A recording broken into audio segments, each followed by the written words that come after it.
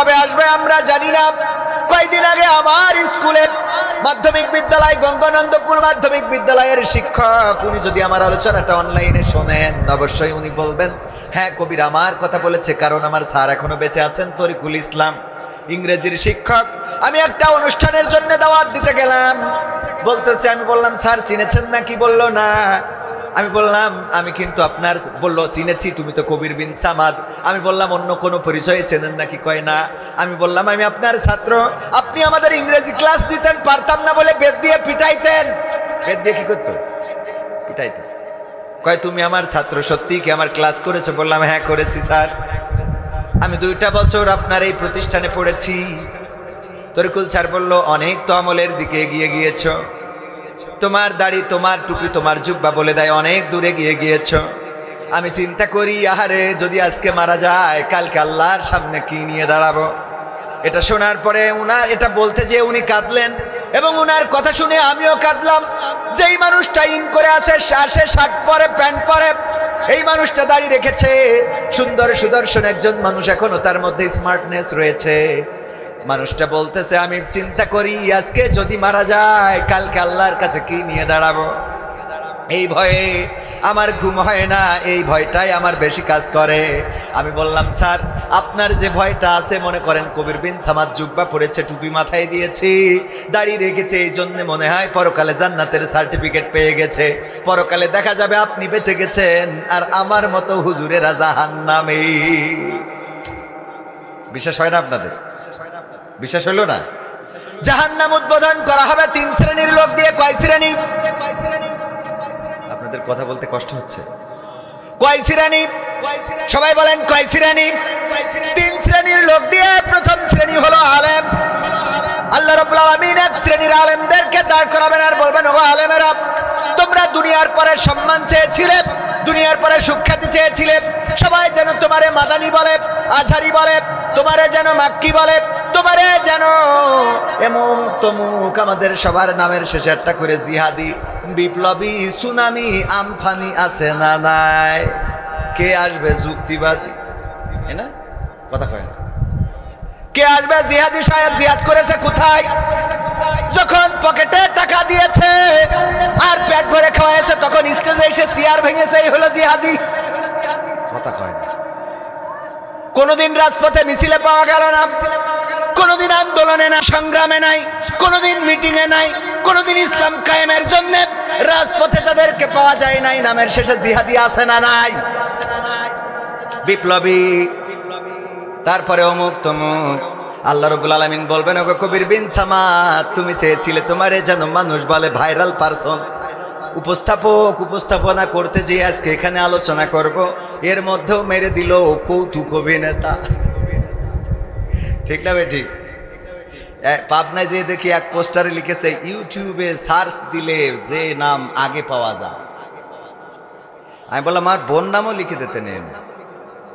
Degree মানে আলেম বানায় কি ডিগ্রি দেবে খুঁজে পায় না। এক জায়গায় উপস্থাপনা করতে যেয়ে বলতেছে, এখন আপনাদের শব্দে বক্তব্য রাখবেন বিশিষ্ট ইসলামী চিন্তাবিদ, আলেমে দ্বীন, মুফাসসিরে কোরআন, বাংলাদেশের গণমানুষের নেতা। নায়েবে রাসূলের জায়গায় বানাই দিলে আওলাদে রাসূল। আমি বললাম আমার আওলাদ হইলো হিন্দুত্বে এসেছে, আর আপনি আওলাদে রাসূল মেরি দিলেন। আমার বাপ দাদার উপরের দিকে গেলে খুঁজে পাবো যে কেউ একজন রাম রাম ওং শান্তি নমো নমো ছিল। কথা কয় না। বিশ্বাস হয় না আপনাদের? অথচ বললেন আওলাদে রাসূল। উপস্থাপনা এত করবেন না, এত জ্ঞান গরিমা নাই, এত ইলম আমার মধ্যে নাই। যদি বলেন তাহলে আসেন কেন আলোচনার ময়দানে? এখন আলোচনা করার জন্য কোনো ইলম লাগে নাকি? কথা কয় না। ভাইরাল হইলেই হইছে, না হয় নাই। ভাইরাল যে দাওয়াত পাইছে, আর ভাইরাল না হইলে তার দাওয়াত হয় না। আবার দাওয়াত হয় না শুধু না, ভাইরাল না হইলে শ্রোতারাও আসে। কথা কয় না। ভাইরাল না হইলে শ্রোতারাও আসে না। আপনারা আবার মনে করেন না আপনারা নিষ্পাপ, আপনাদেরও দোষ আছে না নাই? আমার এখন জনাব মুহতারাম, আমার শ্রদ্ধাভাজন উস্তাদ, এই বাংলাদেশের বৃহত্তর ইসলামী আন্দোলন, শুধুমাত্র বাংলাদেশের নয়, এশিয়া মহাদেশের বৃহত্তর ইসলামী আন্দোলন বাংলাদেশ জামাত ইসলামীর কেন্দ্রীয় শুরা সদস্য। সাবেক যশোর জেলা আমির, এই আপনার অঞ্চলের নামিনী প্রার্থী মুহতারাম, উনাকে যদি এখন মাইকটা ছেড়ে দিই অনেকেই উষ্টি শুরু করে দিবেন, অথচ আমি উনার জুতা জোড়াটা সোজা করে দেওয়ার মতো যোগ্যতা রাখি। কথা কয় না, উনার জুতা জোড়াটা সোজা করার মতো যোগ্যতা এখন আমার হয় নাই। উনার পায়ের জুতা দুইটা যদি মুছে দিতে পারতাম সেটাই আমার জীবনের জন্য আমি ধন্য মনে করতাম। অসংখ্য ওলামায়ে কেরাম এখানে রয়েছেন, অনেক হাফেজ রয়েছেন, অনেক মুফতি মুহাদ্দিস রয়েছেন, যাদের সামনে স্টেজে বসে কথা বলছি বেয়াদবের মতো, যাদেরকে স্টেজে বসানোর দরকার ছিল, চেয়ারে বসানোর দরকার ছিল, কিন্তু দুঃখজনক হলো যে আমার মতো ভাইরাল মার্কা মানুষ না নিয়ে আসলে সামনেও শ্রোতা পাওয়া যায়। অনেকেই বলে মাহফিলগুলো এখন কমেডির স্টেজ হয়ে গেছে, মাহফিলগুলো এখন হাসি তামাশার পাত্র হয়ে গেছে। আসলে তো মাহফিল আল্লাহর জন্যে নাই, মাহফিল এখন আল্লাহর জন্যে হয় না। বক্তারা আসে টাকার জন্যে, আর শ্রোতারা আসে সুরের জন্যে, আর কমিটিও খোঁজে ধান চাল পাট মসজিদ এসি লাগাইতে হবে। কথা হয় না, আল্লাহর জন্য আছে নাকি? আমি বলি নামাজটা আল্লাহর জন্য। যখন মুয়াজ্জিন আযান দেয়, যারা নামাজে যায়, নামাজের মধ্যে যদি কারেন্ট চলে যায়, ফ্যানটা বন্ধ হয়ে যায়, এমন কোন মুসাল্লি আছে নাকি নামাজটা ছেড়ে চলে যায়? কথা কয় না, আছে? যদি ফ্যানটা বন্ধ হয়ে যায় কেউ নামাজ ছাড়বে না, কারণ নামাজটা পড়ছে কার জন্যে? কিন্তু এই মাহফিলে আসার পরে যদি গরম লাগে, ভাল লাগবে না, উঠে যাবে। যদি এই মাহফিলে এসে বসে, যদি বক্তা ভালো না হয়, সুর ভালো না দিতে পারে, তাইলে শ্রোতা বসবে না, উঠে চলে যাবে। অথচ আমার আল্লাহ বললেন, ওয়াইযা কুরিয়াল কুরআনু ফাসতামিউ লাহু ওয়া আনসিতু লাআল্লাকুম তুরহামুন। আমার আল্লাহ বললেন, যখন তোমাদের সামনে কোরআন পড়া হবে, যখন তোমাদের সামনে কোরআন থেকে বলা হবে, তখন তোমরা তোমাদের হৃদয়ের কান দিয়ে শুনবে, যাতে করে তোমাদের উপরে কার রহমত বর্ষণ হতে পারে। বলেন কার? আল্লাহর নামটা নিতেও কষ্ট হয় এমন আল্লাহর বান্দা আছে না নাই? অথচ স্লোগান দেয় আমার নেতার চরিত্র ফুলের মতো পবিত্র, নামাজ পড়ে না এক ওয়াক্ত, গাঞ্জা টানে 5 ওয়াক্ত, আর সাদাবাজি করে 16 বছর পর। কথা কয় না, চাঁদাবাজ আছে না নাই? হাইকমান্ড থেকে বারবার বলা হচ্ছে চাঁদাবাজি করা যাবে না, স্ট্যান্ডগুলো দখল করা যাবে না, মানুষদেরকে অনিষ্ট করা যাবে না, কিন্তু এই অনিষ্ট করার আল্লাহর ওলি আছে না নাই? ওগো আমার ভাইয়েরা, এই কাজগুলো যারা করছেন, এই সমাজে আমরা যে বৈষম্য বিরোধী একটা সমাজ চেয়েছিলাম, সেই সমাজ যদি আনতে হয় তাইলে আমরা চাঁদাবাজি করতে পারবো না, দুর্নীতি করতে পারবো না, ধর্ষণ, জেনা, ব্যভিচার, চুরি, খুন, গুম সব কিছু বন্ধ করার দরকার আছে না নাই? এই বন্ধ করার জন্য নিজেদেরকে সচেতন হতে হবে। আমরা যদি সচেতন না হই, অন্যায় যেখানে প্রতিরোধ সেখানে, অন্যায় যেখানে প্রতিবাদ সেখানে করার দরকার আছে না নাই?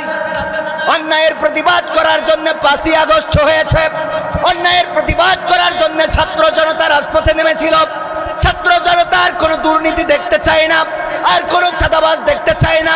আর ওই জগন্নাথ বিশ্ববিদ্যালয়ে যেমন করে 100টা ধর্ষণ করে ধর্ষণের সেঞ্চুরি উদযাপন করেছিল, এমন ধর্ষণ আর বাংলার জমিনে দেখতে চায় না।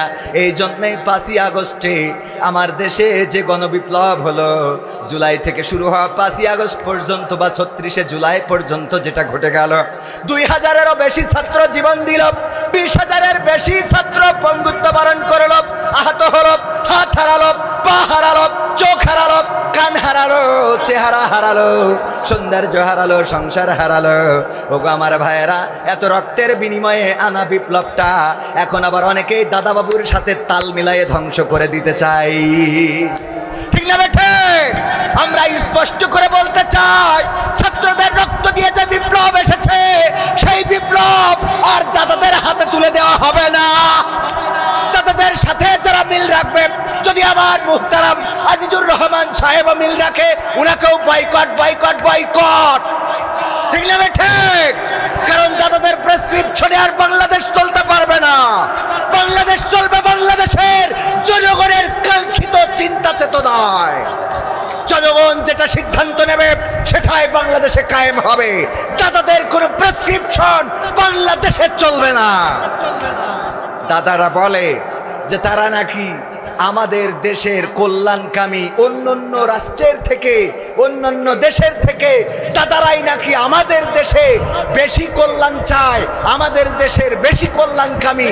এই জন্যে আমার নেত্রী চলে গেল আর ওরা ভিসা বন্ধ করে দিয়েছে। ঠিক না বেঠে? নেত্রীও নাই, ভিসাও নাই। শুধু ভিসা বন্ধ করে নাই, তারা আমাদের পেঁয়াজ আলু মোদির আলু বন্ধ করে দিলে। কথা কয় না? আলু বন্ধ করলো, পেঁয়াজ বন্ধ করলো, আমাদের বর্ডার বন্ধ করলো। সর্বশেষ আমাদের যে ট্রানজিট শিপমেন্ট কি যেন একটা, এটা বন্ধ করেছে না করে নাই? যার জন্যে ট্রান্সশিপমেন্ট, আমি তো ইংরেজি বলতে যে দাঁত ভাই নিজে, ট্রান্সশিপমেন্ট মালয় ভাষা খুব ভালো বলতে পারি। মালয়েশিয়ায় ছিলেন এমন কেউ আছেন? মালয়েশিয়ায় ada orang tapi tak mau angkat tangan. Kenapa? Malu ah, tak malu lah. Kita duduk Malaysia alhamdulillah, remittance juta lah, betul kan? হ্যাঁ আলহামদুলিল্লাহ। তো যাই হোক, মানে যেটার চর্চা না থাকে সেটা, তবে নিয়ত আছে যে আমেরিকায় যাব কোন এক সময়, যে অন্তত 2-3 মাস থেকে ওখান থেকে এসে একটু ফটর ফটর করবো।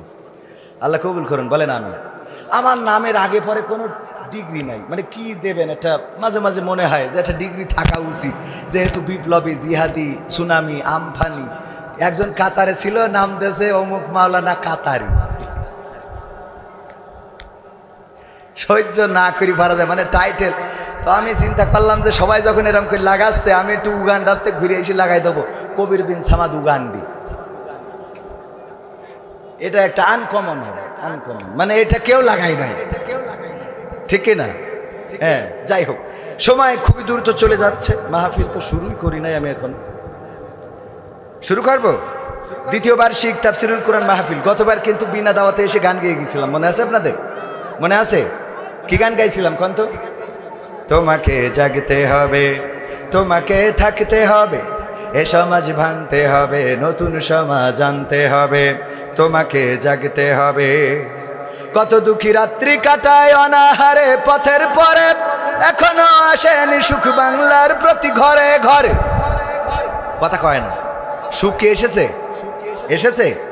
কত দুঃখী রাত্রি কাটায় অনাহারে পথের পরে, এখনো আসেনি সুখ বাংলার প্রতি ঘরে ঘরে। নীরবে নিভৃতে আজ কাঁদছে কত মানবতা, নীরবে নিভৃতে আজ কাঁদছে কত মানবতা। মেনে নেওয়া যায় না আজি তোমার এত নীরবতা। তোমাকে জাগতে হবে, তোমাকে থাকতে হবে, এ সমাজ ভাঙতে হবে, নতুন সমাজ আনতে হবে। কত বন্ধুর সীতা হয় লাঞ্ছিতা হয় পথে ঘাটে, নিরাপদে যাই না চলা পথে কিবা বাজার হাটে। ধর্ষণ আছে না নাই? তাইলে ঠিক বলেন না কেন? মনে হলো আমি বেঠিক বলছি। ঠিক বললাম না বেঠিক বললাম? জেলখানা থেকে স্বামী অ্যারেস্টেড, জেলখানায় আছে। আজকের খবর পত্রিকার নিউজ, জেলখানায় স্বামীকে দেখে যাওয়ার পথে তাকে তা ধরে নিয়ে ধর্ষণ করেছে। শুধু ধর্ষণ করেই ক্ষান্ত হয় নাই, গণধর্ষণ করেছে, প্ল্যান করে অনেকেই মিলে ধর্ষণ করেছে। ওগো আমার ভাইয়েরা, এই বাংলার জমিনে ধর্ষণ আছে। আর এই ধর্ষণ যারা করে তারা হিন্দু, বৌদ্ধ, খ্রিস্টান নন। এই ধর্ষণ যারা করে তারাও মুসলমানের সন্তান। বলেন ঠিক কিনা? ধর্ষণের শাস্তি কি? মৃত্যুদণ্ড। মাজা পর্যন্ত গেড়ে দাও, চারিদিক থেকে ইট পাথর নিক্ষেপ করে তাকে সঙ্গে সার করে দাও, এই জমিন থেকে চিরতরে বিদায় করে দাও। এই আইন যদি কায়েম থাকতো, তাহলে বলেন দেখি আমার দেশে কি ধর্ষণ থাকতো? না, থাকতো না। সৌদি আরবে কি ধর্ষণ আছে? না, নাই। জেনা থাকতে পারে কিন্তু ধর্ষণ নাই।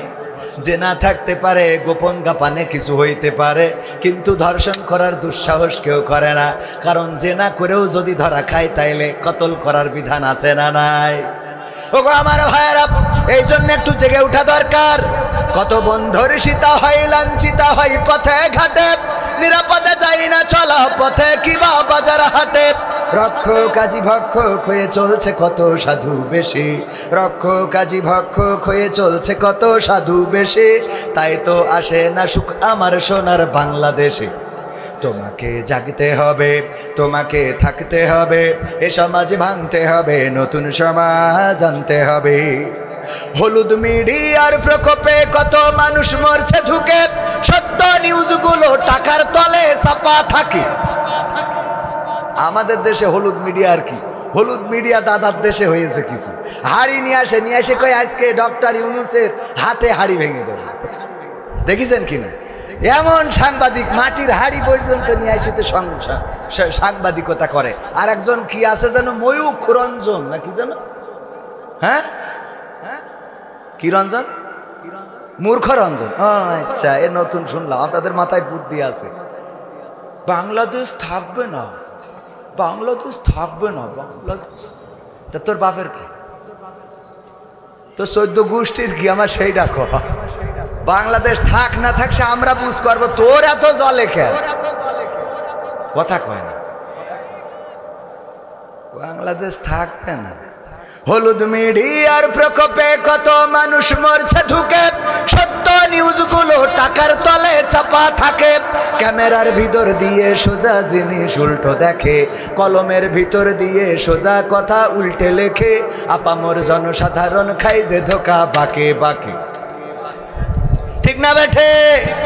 দাদাদের মিডিয়ায় প্রচার করা হলো এই দেশে সংখ্যালঘু নির্যাতন করা হচ্ছে।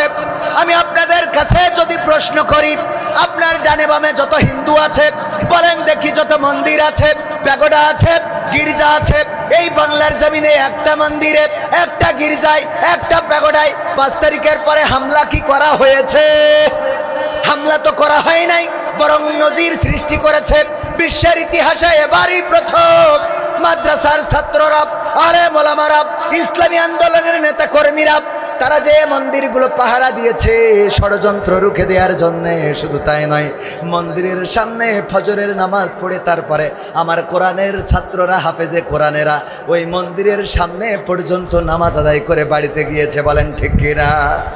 আবার ইতিহাস সৃষ্টি করেছে এবার আমাদের হিন্দুরাও।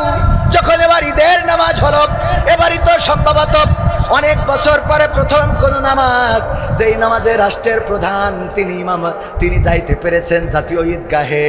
এতদিন যা ছিল লা হাওলা ওয়ালা কুওয়াতা ইল্লা বিল্লাহ, মানে ওরা যদি যেয়ে জাতীয় ঈদগাহে সামনের কাতারে দাঁড়াইতো তাইলে সবাই বলতো লা হাওলা ওয়ালা কুওয়াতা ইল্লা বিল্লাহ। ঠিক না? ঠিক না বেঠে?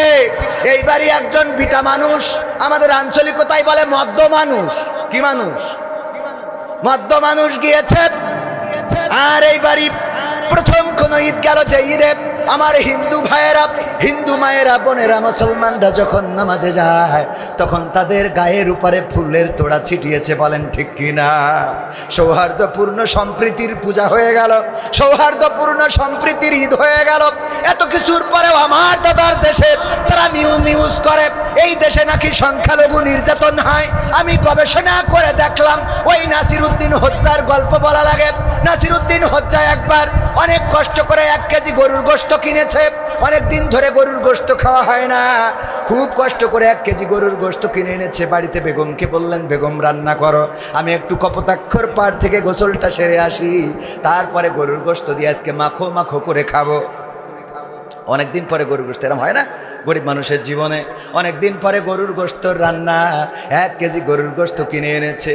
গোসল করতে গিয়েছে বেগম সাহেবা, রান্না করতে করতে 1 কান 2 কান করে খাইতে খাইতে একেবারে 1 কেজি মেরে দেওয়া শেষ।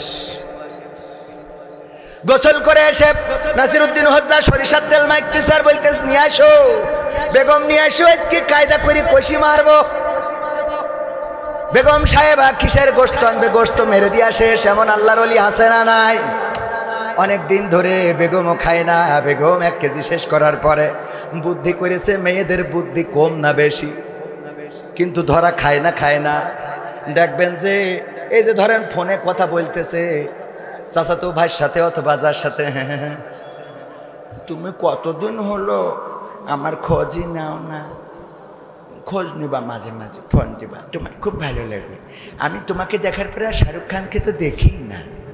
হঠাৎ করে স্বামী এসে যদি গলা ঝাড়া দেয়, আচ্ছা ভাই এসছে না ভাই, তুই এসে বলে বেড়াই যাস, হ্যাঁ তোর আরে এসছে মাকিরাম রে ভাই, মানে একদম স্টার জলসাতে সাথে সাথে বিটি কথা কয় না, চ্যানেল এক মুড়াতে ঘুরাই দেয়। মানে স্বামী যেন বোঝে না ওর খুব কাছের লোকের সাথে কথা বলতেছে, যেই লোকের সাথে অন্তত সন্দেহ করা যাবে, কথা কয় না। ওগো আমার ভাইয়েরা, বুদ্ধি করে বাড়ি ছিল একটা বিড়াল, বিড়ালটার গলায় দড়ি দিয়ে নিয়ে টানতে টানতে নিয়ে চলে গেছে। নাসিরউদ্দিন হজ্জার সামনে নিয়ে বলতেছে, কতদিন ধরে বললাম বিড়ালটা ফেলে দিয়ে আসো, তুমি বিড়ালটা ফেললে না, আজকে কি ক্ষতি করেছি। কি হয়েছে বেগম? এই বিড়ালটা ওই 1 কেজি গোশ সব খেয়ে ফেলেছে। সত্যি সত্যি খেয়েছে?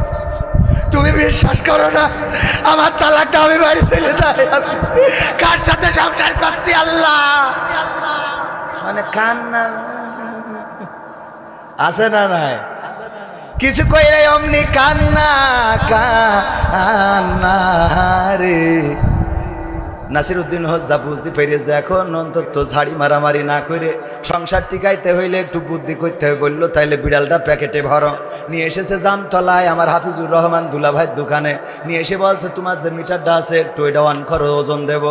ওই মিটারের পরে তুলে দেখে বিড়ালটা কাটায় কাটায় 1 কেজি। কয় কেজি? আবার বাড়ি ফেরত নিয়ে গেছে। যে বলছে বেগম সাহেবা তুমি কি সত্য বলতেছো? কয় আল্লাহ আমি সত্য বলছি না তো মিথ্যা বলছি, আমি কার সাথে সংসার করছি এতদিন ধরে যে আমারে বিশ্বাসই করে না। নাসিরউদ্দিন হজ্জা বলতেছে না তোমারে তো আমি বিশ্বাস করি, তুমি আমার কলিজার টুকরা, আমার প্রাণের প্রাণ, তুমি আমার জান, তুমি আমার পরাণ, আমার সোনার ময়না পাখি। আহা তোমারে আমি বিশ্বাস করি ওগো আমার বেগম সাহেবা, কিন্তু আমি বিড়ালটা ওজন দিলাম জামতলায় নিয়ে যে হাফিজুর রহমানের দোকানে, ওজন দিয়ে দেখি বিড়ালটা কাটায় কাটায় 1 কেজি। এখন আমার প্রশ্ন হলো এটা যদি সেই বিড়াল হয় তাইলে আমার গোশত কই? আর এইটা যদি গোশত হয় তাইলে আমার বিড়াল কই? এটা যদি গোশত হয় তো আমার বিড়ালটা কই? ভাইয়েরা আমার, দাদাদের দেশে মিডিয়া প্রচার করলো এই দেশে সংখ্যালঘু নির্যাতন হচ্ছে। আমেরিকায় যে অভিযোগ করলো এই দেশে সংখ্যালঘু নির্যাতন হচ্ছে, এমনকি আমেরিকার কোন গোয়েন্দা প্রধান আসলো তার কাছে অভিযোগ করলো যে এই দেশে সংখ্যালঘু নির্যাতন হচ্ছে।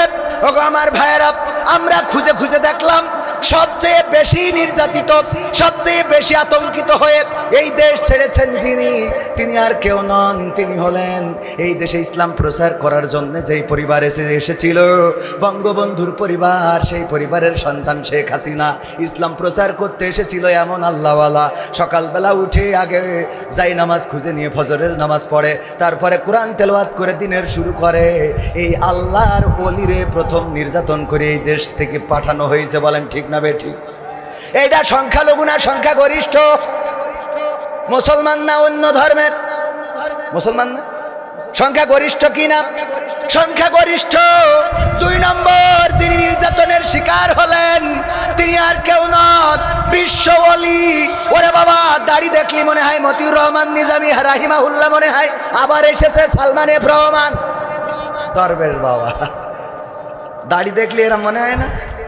মনে হয় জামাতের আমির, নায়েবে আমির, জেলা আমির, থানা আমির, এই আল্লাহর ওলি পীর সাহেব। উনি নির্যাতনের শিকার এতটাই হলেন যে দাড়িটাও কেটে ফেলে। উনি সংখ্যাগরিষ্ঠ না সংখ্যালঘু? কথা কয় না। সংখ্যাগরিষ্ঠ না সংখ্যালঘু? সংখ্যাগরিষ্ঠ। 3 নম্বর আল্লাহর ওলি যিনি, তিনি আর কেউ নন, তিনি হলেন হযরত শামীম ওসমান হাফিজাহুল্লাহ। কথা কয় না। এমন কোন রাত নাই যে 70-80 রাকাত তাহাজ্জুদ নামাজ পড়ে না। প্রতি রাতে 70-80 রাকাত তাহাজ্জুদের নামাজ পড়ে তারপর ঘুমায়, যা আমাদের জীবনেই নাই। 1 বছরে পড়েছি কিনা সন্দেহ হয়। আর উনি এমন কোন রাত নাই যেই রাতে 80-90 রাকাত তাহাজ্জুদ নামাজ আদায় করে না।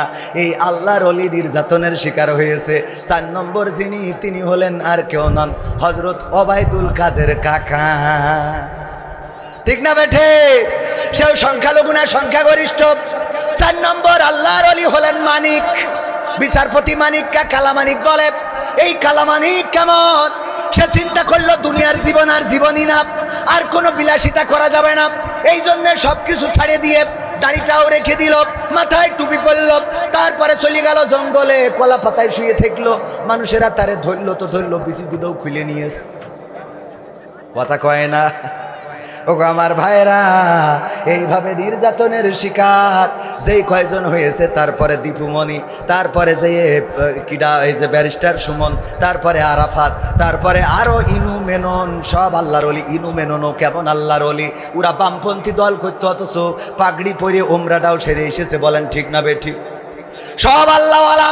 আমার প্রশ্ন হলো, এই দেশে সংখ্যালঘু নির্যাতন হচ্ছে। দাদারা বলে, আমি দেখলাম যে সব তো আগা কাটা মুসলমান, সব তো নামাজি, তাহাজ্জুদ গুজারি, ফজরের নামাজ না পড়ে দিনে শুরু করে না, কোরআন পড়ে তারপরে দিনে শুরু করে। এরা নির্যাতনের শিকার হয়েছে। এখন এরা যদি সংখ্যালঘু হয়, তাইলে আমার সেই আল্লাহর ওলিগুলো কই? কথা কয় না। আর এরা যদি আল্লাহর ওলি হয়, তাইলে সংখ্যালঘু কই? বোঝেননি আমার কথা? বোঝেননি? আপনাদের আর কেমন করে বুঝাবো? বোঝেননি? কিটা কিটা একটু হাত উঁচু করেন। হ্যাঁ, কথা কি বোঝা গেছে? এরা যদি সংখ্যালঘু, দাদারা বলল সংখ্যালঘু নির্যাতন হচ্ছে। আপনার এলাকা থেকে যারা পালিয়েছে তারা হিন্দু না মুসলমান? কথা কয় না। সবই তো মুসলমান। হিন্দুরা পালাই নাই, পালানো লাগবেও না, কারণ হিন্দুদের সাথে কোনো দ্বন্দ্ব নাই। আমাদের দ্বন্দ্ব ইসলামী সপক্ষের শক্তি আর ইসলামী বিপক্ষের শক্তির সাথে। বলেন ঠিক কিনা? ইসলামের বিপক্ষে যারা, তাদের বিপক্ষে আমরা। আমাদের কথা ক্লিয়ার। অনেক জায়গায় গেলে আমার বিএনপির ভাইয়েরা বলে, হুজুর এতদিন একসাথে ছিলাম, এতদিন আপনারা আমরা একসাথে ছিলাম, এখন ওয়াজ করতে এসে আপনি তো ঠিকই দাড়িপাল্লার কথা বলে গেলেন, ইসলামের কথা বলে আসলে জামাত ইসলামের কথা বলে গেলেন, আমাদের বিএনপির ধানের শীষের কথা বললেন না। আমি বলি, ভাই আমাদের মেসেজটা বোঝেন নাই। আমাদের কথা হলো, বাংলার জমিনে যদি কোরআনের আইন কায়েম করতে চাই, যদি বাংলাদেশ আওয়ামী লীগ কোরআনের আইন কায়েম করার জন্য রাজপথে দাঁড়ায়, তাদের পক্ষে থাকতে আমাদের কি কোনো আপত্তি আছে? যদি বিএনপি বাংলাদেশে কোরআনের আইন কায়েম করে দিতে চায়, ধর্ষণ বন্ধ করার জন্য আল্লাহর যে আইন, চুরি বন্ধ করার জন্য আল্লাহর যে আইন, ডাকাতি বন্ধ করার জন্য আল্লাহর যে আইন, হত্যার বদলে হত্যা আল্লাহর যে আইন, কিসাসের বিধান, এইগুলো যদি বিএনপিও কায়েম করতে চায়, তাদের সাথে রাজপথে থাকতে আমাদের কোনো আপত্তি আছে? কিন্তু বাংলাদেশ জামাত ইসলামী যদি এই আইনের বাইরে চলে যায়, তাইলে বাংলাদেশ জামাত ইসলামীকেও রাজপথে দাঁড়াতে দেওয়া হবে। কথা কয় না। ইসলামী আন্দোলনের বিপক্ষে, কোরআনের বিপক্ষে যারাই যাবে তাদের বিপক্ষে আমরা, ঠিক না বেটে? এই জন্য আসেন আল্লাহর জমিন, আল্লাহর দিন কায়েম করার জন্য সবাই ঐক্যবদ্ধ হয়ে চেষ্টা করি। এইবার যখন ধর্ষণ বেড়ে গেল, শিশু ধর্ষণ, নারী ধর্ষণ, বুড়ো ধর্ষণ, বুড়ি ধর্ষণ, কত ধর্ষণ আর ধর্ষণ। যখন সরকার, নতুন সরকার ক্ষমতা নিল, একের পর অপরাধ, একের পর এক অপরাধ বেড়েছে না কমেছে? কথা কয় না? বেড়েছে না কমেছে? বাড়ানো হয়েছে। যে কোনো প্ল্যান পরিকল্পনা করি। আর আপনি ফোন করতেই আছেন, তার মানে কি আমার কথা বলতে অসুবিধা হচ্ছে না? আমার এমনি নেটওয়ার্ক পাই না, তারপরে যদি টাওয়ারে ডিস্টার্ব দেয় তাহলে সমস্যা না। ডানি থাকবেন, খালি সাই শুই দেবেন, কমেন ঠিক না হলো ঠিক, হলো ঠিক, ঠিক আছে? তাহলে যে ভাল লাগবে আজ করতে, বোঝে না। আপনি পাশে দেখবেন দুই একজন নেতা দুটা থাকা লাগে, যে এখন ধরেন নির্বাচন চাচ্ছে, পিছনে একজন, ও কিন্তু চাচ্ছে না, তাও বলছে ঠিক। সব কথা তো বলা যায় না, মানে মাঝে মাঝে বুঝে নিতে হয়।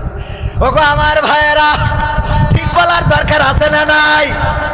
ঠিক বলে আবার বাড়ি এসে বলে যে এই কথাগুলো এখন বলা ঠিক হয় নাই, কারণ এই কথাগুলো বলার সময় আসছে, আর একটু সময় পরে বলতে হবে। ওগো আমার ভাইয়েরা, যাই হোক তাই হোক, ওদিকে আমি যাব না। আমার ভাইজান খুবই ভালো মানুষ, আল্লাহওয়ালা, এই মাহফিলের উপস্থাপনা করছেন খুবই দারুণভাবে। আমার ব্যাপারে উনি অনেক টাইটেল লাগাইছে, ধন্যবাদ। যে মানুষের কৃতজ্ঞতা পোষণ করে না, সে আল্লাহর কৃতজ্ঞতা পোষণ করে না, বলেছেন কে? কথা কয় না। যাই হোক, অপরাধ বিশ্বনবী সাল্লাল্লাহু আলাইহি ওয়াসাল্লাম বলেছেন। আর অপরাধের কথা বলি, ডক্টর ইউনূস ক্ষমতা দেওয়ার পরে একের পর এক অপরাধ বেড়েছে। মানুষ এই অপরাধগুলো দেখেছে, ফেস করেছে। চুরি বেড়ে গেল, পরিকল্পিতভাবে চুরি বাড়িয়ে দেওয়া হলো, তারপরে ডাকাতি বেড়ে গেল। আমরা গাজীপুরের মেয়র জাহাঙ্গীর পলাতক, এই পলাতক সে লিখেছে, সে বলেছে আমরা যদি ঢাকায়, দিনের ঢাকায় বেড়াতে না পারি, রাতের ঢাকায় মানুষরে ঘুমাইতে দেব না। বলেন ঠিক না বেঠিক? ধর্ষণ বেড়ে গেল, চুরি ছিনতাই বেড়ে গেল। কারণটা কি? কারণ হলো আল্লামা দেলওয়ার হুসাইন সাইদি রাহিমাহুল্লাহ, উনি সুন্দর করে একটা উদাহরণ দিয়েছিলেন, আপনাদের একটু স্মরণ করিয়ে দিই। একজন কাফন চোর মারা যাওয়ার সময় সন্তানদেরকে বলল, গো আমার সন্তানেরা, আমি মারা যাওয়ার পরে তোমরা এমন কিছু করবা যাতে করে মানুষেরা আমাকে অন্তত ভালো বলে, কারণ গোটা জামতলা বাগাছড়া অঞ্চল সব জায়গায় আমারে সবাই চেনে কাফন চোর বইলে। কিশোর কিশোর কাফন চোর, মানসি যেন আমারে ভালো বলে, এমন কিছু ভালো কাজ করবা যেন মানসি আমারে ভালো বলে। কাফন চোরের সন্তানেরা চিন্তা করলো, আব্বা যেহেতু নসিহত করেছে, ওসিয়ত করেছে যে আব্বারে যেন ভালো বলে, তাইলে আমরা আর কাফন চুরি করা যাবে না, আমরা একটু কাফন চুরি করা ছেড়ে দিয়ে নামাজ পড়ি।